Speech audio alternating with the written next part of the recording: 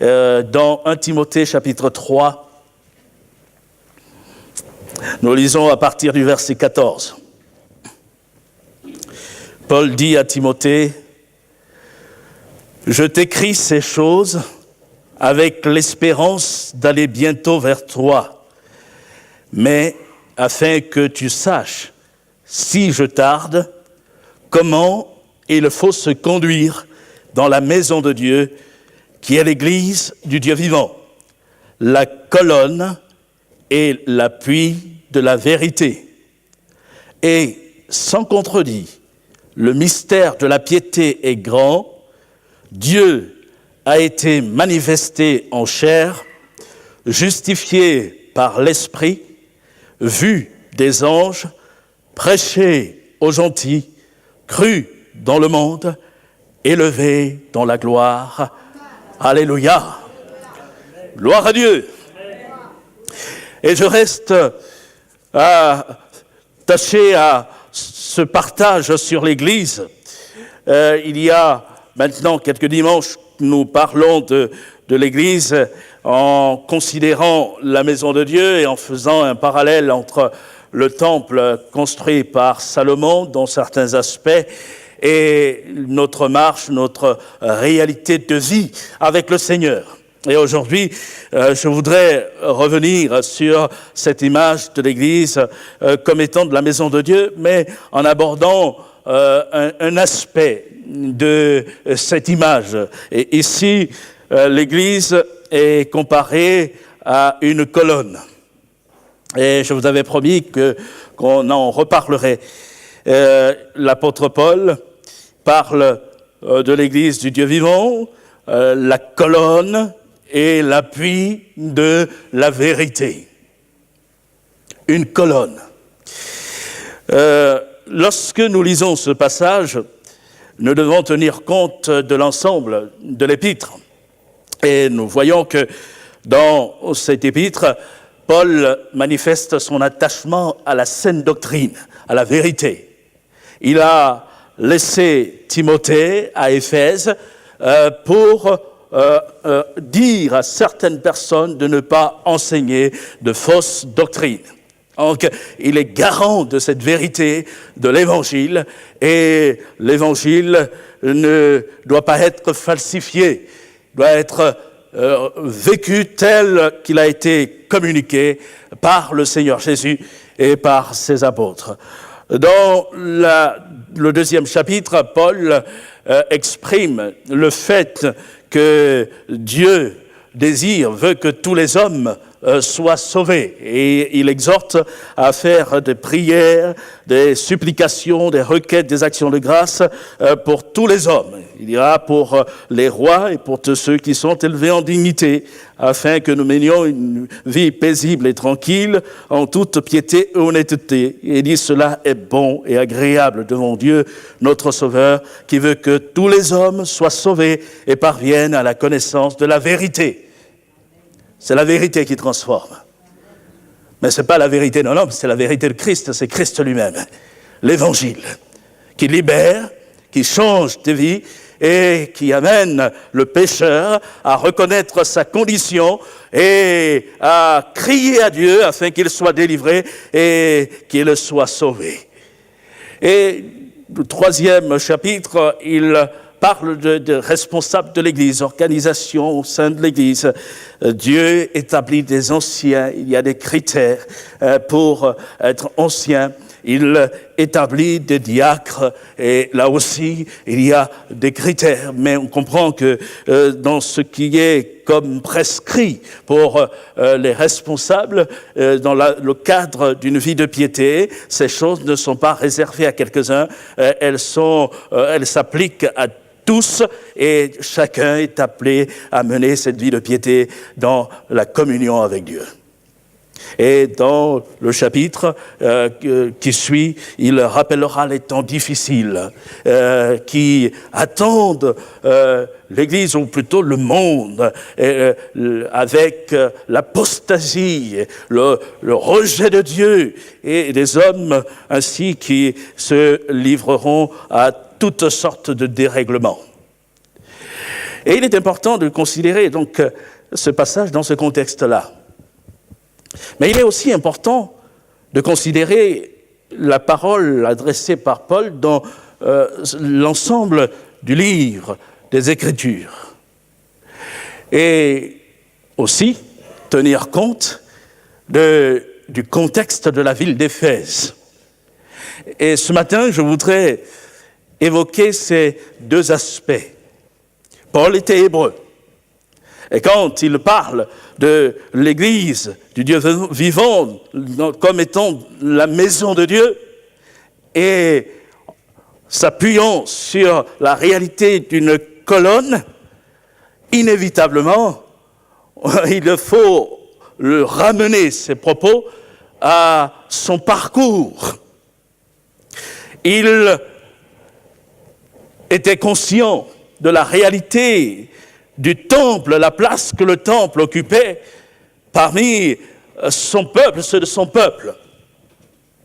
Et on peut relever que dans son écrit, dans ses conseils, cette réalité n'est pas effacée de sa mémoire. Il y avait encore le temple bâti par Zorobabel, ce temple que le roi Hérode avait agrandi en mettant en place un parvis pour les gentils. Il existait encore. Mais il y avait aussi dans le parcours du peuple la réalité du premier temple, bâti par Salomon.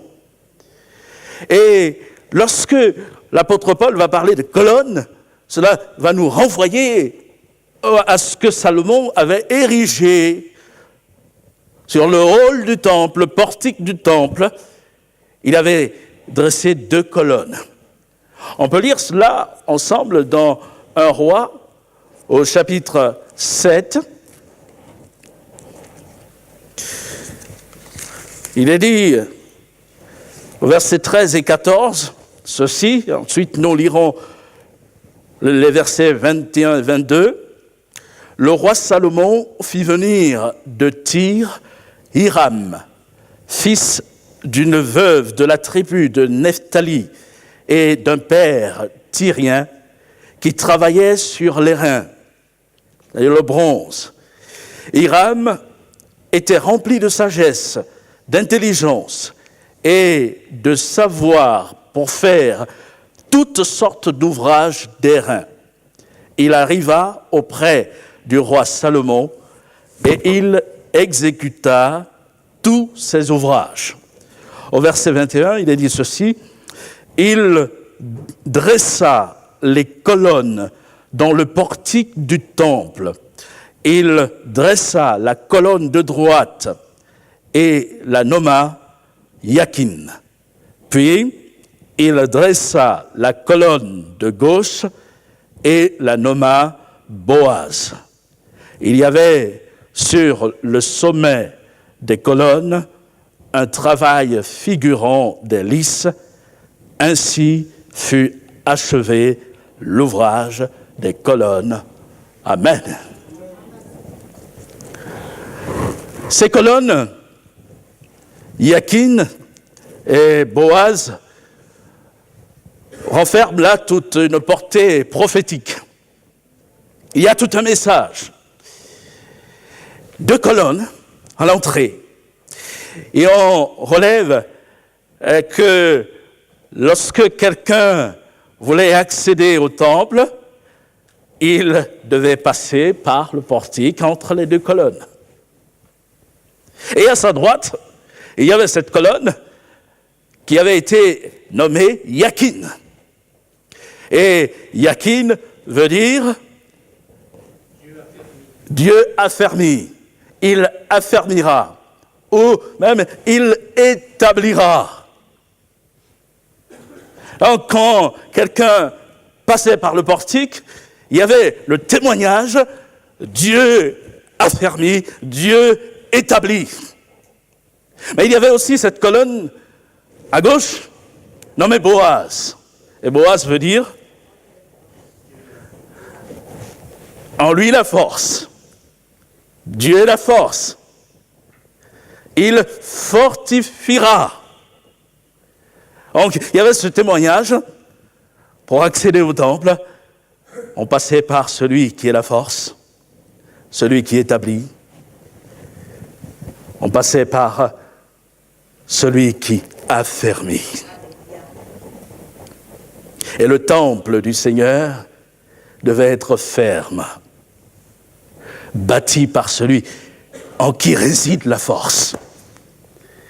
Et il est intéressant de relever que dans ces images, on retrouve là l'annonce même de la venue de notre Seigneur, ce Jésus, qui va parler du temple, non pas de Pierre, mais de l'Église, qui va lui-même bâtir.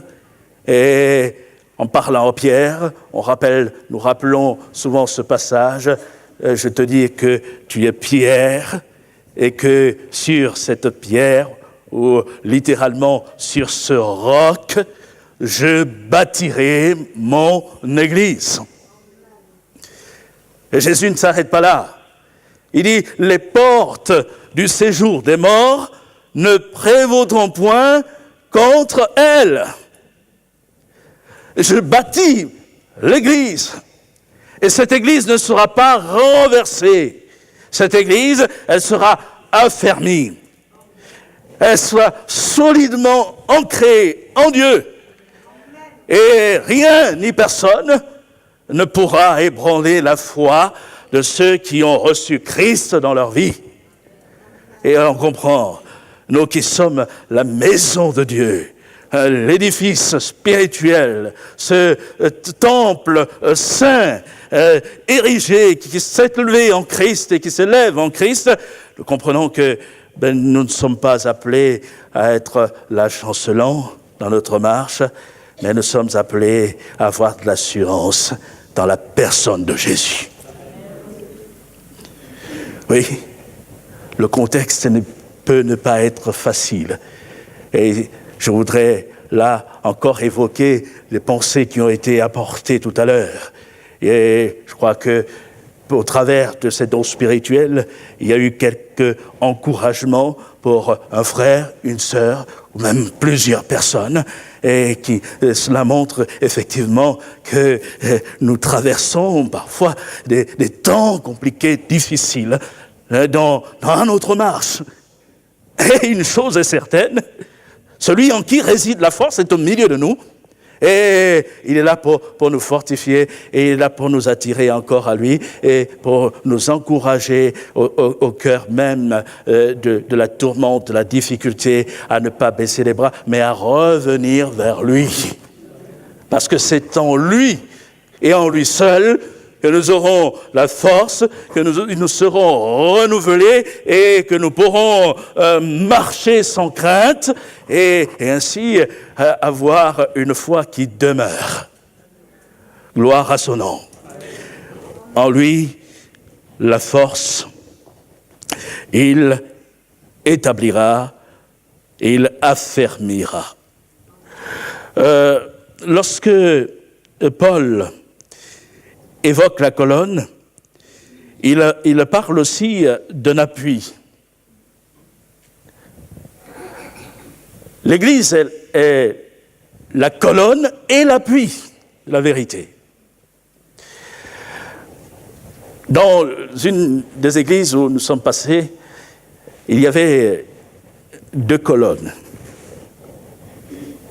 en plein milieu de la salle. Alors, vu la configuration en plus, cela gênait parfois certains, ceux qui notamment étaient derrière, parce qu'ils ne pouvaient pas lire aisément dans l'écran les paroles qui étaient projetées. Et pendant un moment, les frères du conseil d'administration ont réfléchi et ils se sont dit, il faut mettre un écran pour que ceux qui sont derrière puissent se suivre. Et cela a été mis en place. Mais il y a eu aussi des hésitations. Parce que on se demandait, mais où mettre l'écran? Et moi, dans mon ignorance, je me suis dit, bon, ben écoutez, pourquoi ne pas mettre l'écran sur l'une des colonnes? Et quelqu'un m'a dit, mais surtout pas! C'est porteur! Il ne faut pas fragiliser la colonne! Et il soutient tout l'édifice, il soutient tout l'édifice. Et on a eu un temps d'hésitation ici, et il se trouve qu'au milieu de nous, il y avait quelqu'un du métier qui travaille sur les plans d'édifices et calcule pour mesurer la résistance quand on doit bâtir. Et à un moment, il est intervenu et il nous a tous fait taire. Et il a dit, bah, écoutez, cette colonne ne peut en aucun cas être fragilisée par 2 petits trous. Il a pris sa perceuse et il a mis l'écran. Et moi j'étais là, j'ai dit, ah bon? Et il m'a dit, mais oui, ça a été prévu. Et c'est vrai que en faisant cela, nous avons mesuré la solidité de ces colonnes. Vous me direz, bon, c'est pas en perçant des trous qu'on mesure la solidité, hein, ça avait été conçu pour. Et comme pour dire, effectivement, il y a un appui. Notre foi s'appuie sur la personne de Jésus, sur celui qui ne chancelle point. Et quand je lui ai confié ma vie, je peux être rassuré que ma vie repose sur le rocher des siècles.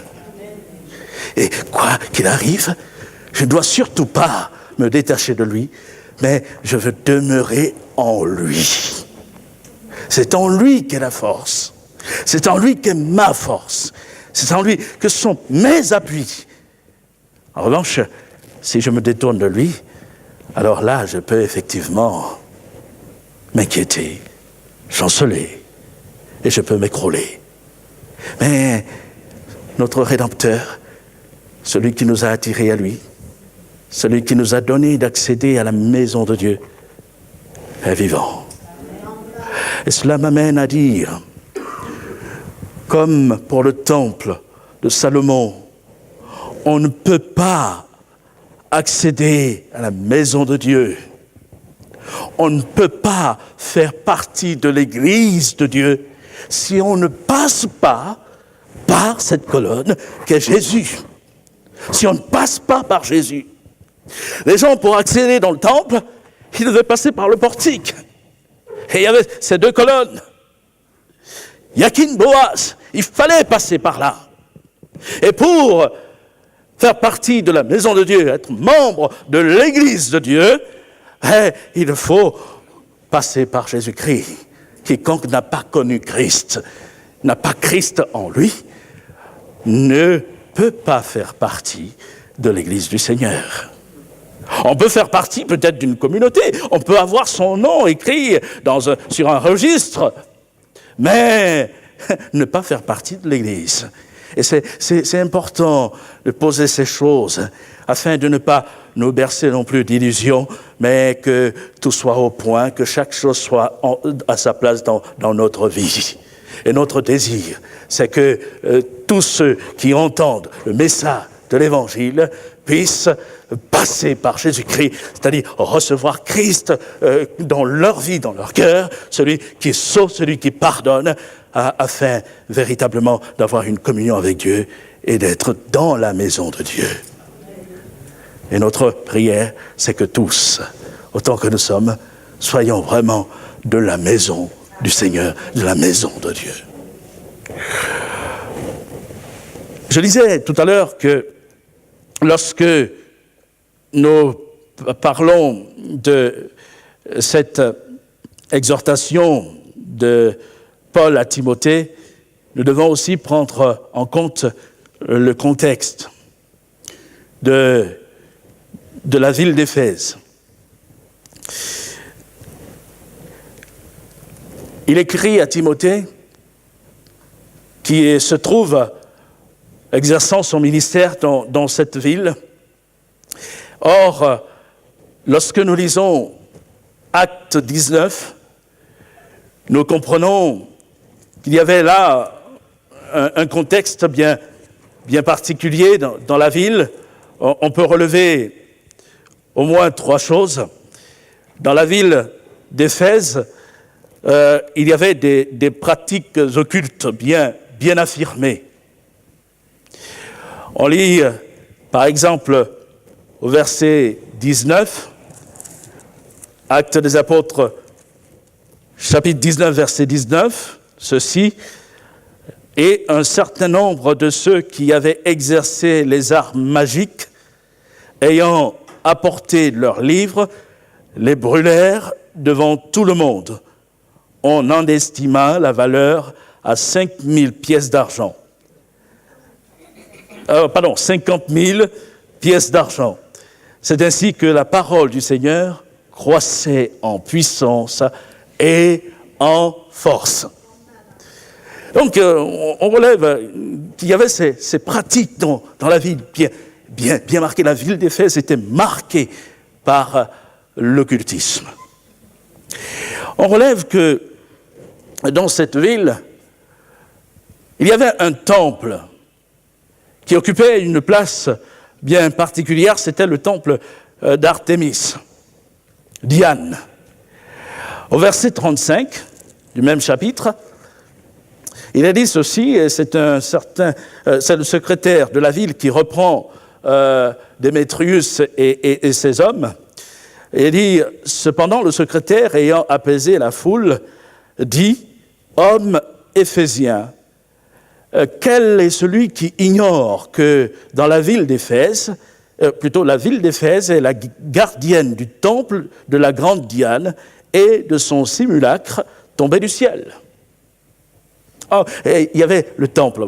Donc j'ai préparé cette image, je ne sais pas si vous voyez bien, on va revenir et on va relever certains aspects.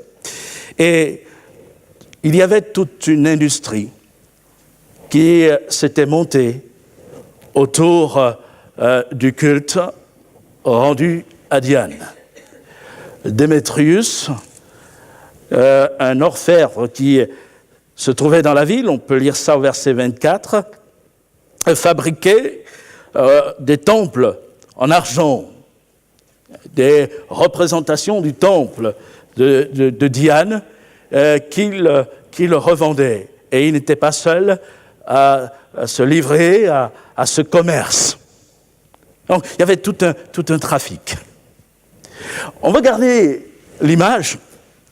Et est-ce qu'il y a quelque chose qui vous interpelle en particulier dans cette reproduction du temple de Diane? Les colonnes. Plusieurs colonnes.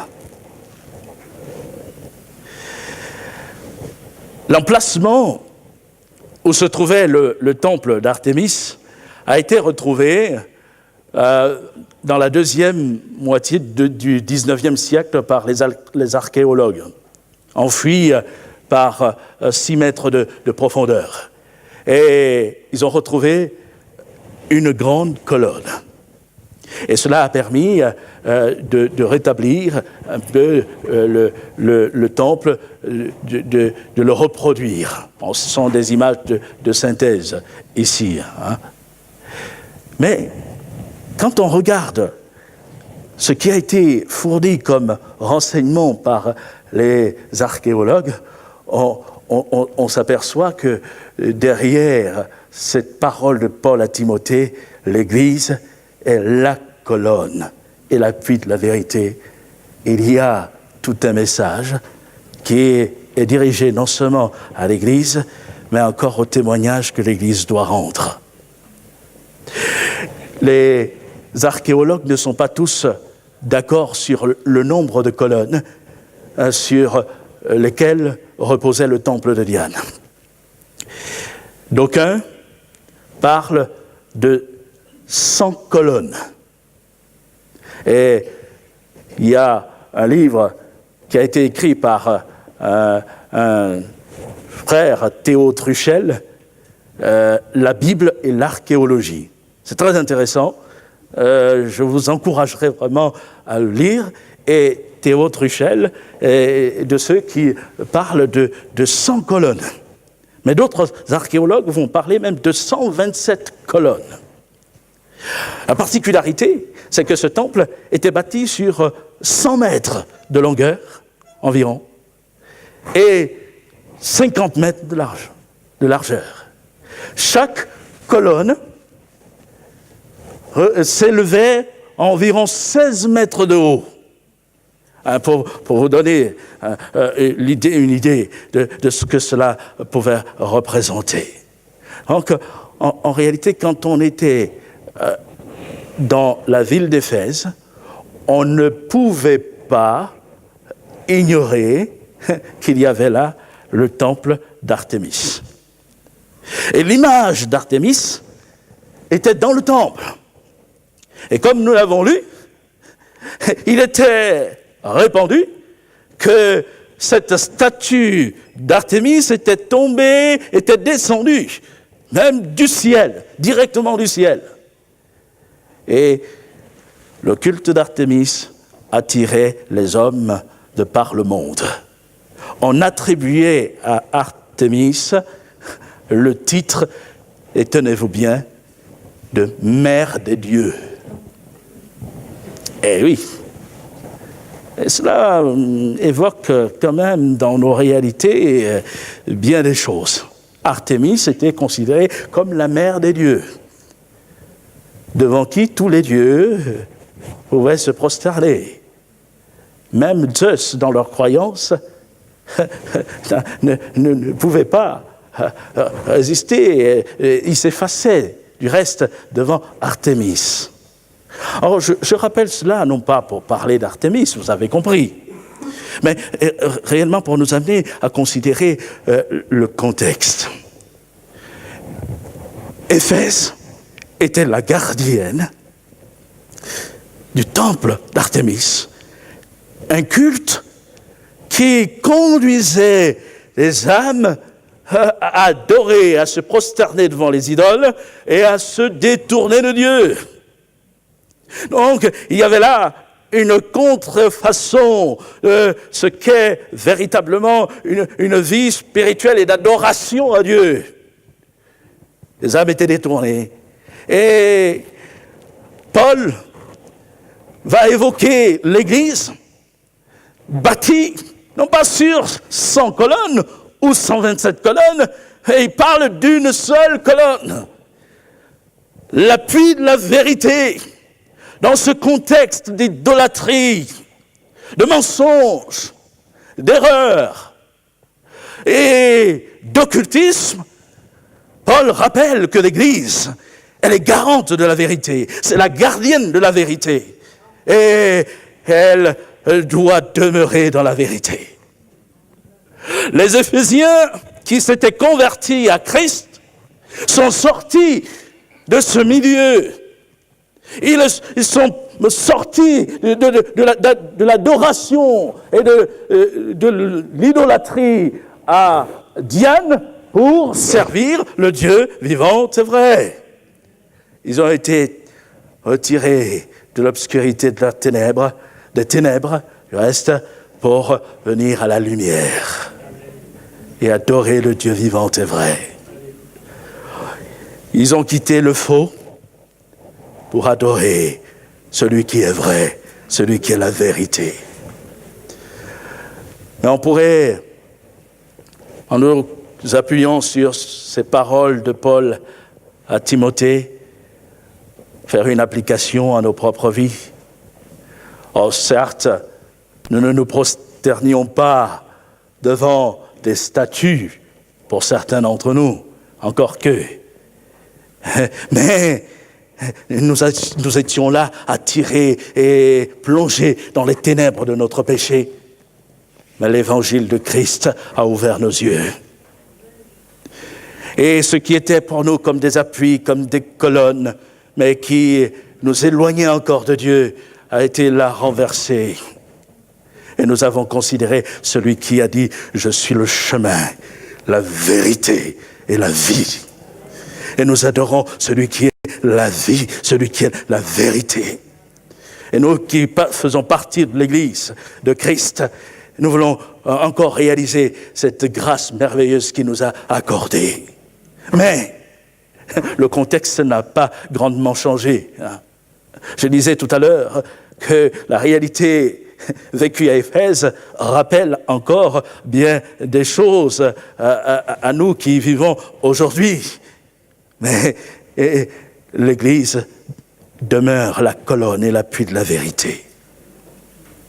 Autrement dit, Paul est en train de faire passer ce message en disant « Je t'écris ces choses avec l'espérance d'aller bientôt vers toi, mais afin que si je tarde, tu saches comment il faut se conduire dans l'Église de Dieu, dans la maison de Dieu, qui est l'Église du Dieu vivant, la colonne et l'appui de la vérité. » En disant cela, il est en train de dire à Timothée, il faut que tu rappelles qu'on ne peut pas se conduire dans l'Église du Seigneur comme lorsque on se conduisait au moment où on adorait les idoles, où on se prosternait devant Artémis, et il doit y avoir un changement de vie et une vie de piété réelle en Christ. Et le témoignage de Christ rendu dans une vie de marche avec lui tous les jours sera là comme cette colonne de vérité au sein du monde des ténèbres. Et la réalité est la même pour nous aujourd'hui. Notre témoignage dans le monde tient au fait que nous demeurons en Christ, que nous nous attachons à lui et que nous marchons avec lui dans une vie réelle de piété. Et cela ne laissera pas indifférent autour de nous. Et nous voulons que, à Dijon encore, ceux qui sont là, emportés dans bien des pratiques, l'occultisme, et qui sont là emportés par bien des religions, mais qui ne révèlent pas la vérité, la personne de Christ, puissent là être au contact de l'Évangile. Et en réalité, nous avons chacun pour notre part cette responsabilité de faire connaître Christ d'abord par notre marche avec lui, par notre qualité de vie, une vie transformée, une vie nouvelle. Oui, Christ a changé nos vies. Et Christ est celui qui conduit nos pas. Et nous voulons nous attacher véritablement à lui, étant conscients que nous sommes l'Église du Seigneur, étant conscients que la vérité est en nous, nous l'avons embrassée, et nous vivons dans la vérité, et nous marchons dans la vérité. Alors que le nom du Seigneur soit vraiment glorifié, et que le Seigneur, dans sa bonté, nous donne encore de l'élever, de le glorifier. Et chaque jour, je vais être conscient que faisant partie de l'Église de Christ, il m'a établi et il me fortifie pour que je sois de ceux qui gardent la vérité. L'Église est gardienne de la vérité. Et je veux en être conscient dans ma marche. Et ainsi, alors que on peut me proposer bien des choses, et cela arrive dans le cadre des relations que nous avons dans nos foyers, dans notre travail. On peut nous pousser à nous détourner de la vérité, et parfois cela est bien subtil. Mais nous voulons demeurer dans les valeurs de Christ, dans la parole de Dieu. Ne pas tricher avec la parole de Dieu, mais qu'elle demeure en nous et que nous la vivions pleinement. Et puis, dans nos relations, là aussi saisir les occasions de faire connaître l'Évangile dans toute sa vérité et aussi dans sa force. Il y a quelques jours, C'était d'ailleurs la semaine dernière, je l'ai partagé, et je le partage librement pour me réclamer aussi de vos prières. Deux personnes ont frappé à la porte de notre maison. Je ne vous dirai pas qui, vous reconnaîtrez. Et ils m'ont proposé leur littérature. Alors j'aurais dit que je connaissais, que j'avais eu déjà des échanges avec eux et que ça ne m'intéressait pas. Je leur dis gentiment. Et puis, très polis, m'ont remercié, ils ont tourné le dos et ils étaient sur le point de partir. Et là, à ce moment, j'ai été interpellé par Dieu. Tu ne vas pas quand même les laisser partir ainsi. Et là, je me suis adressé à eux en leur posant simplement la question suivante. Êtes-vous sauvés? Et la réponse a été, on ne sait pas. Vos péchés sont-ils pardonnés? On ne sait pas. Dieu seul sait.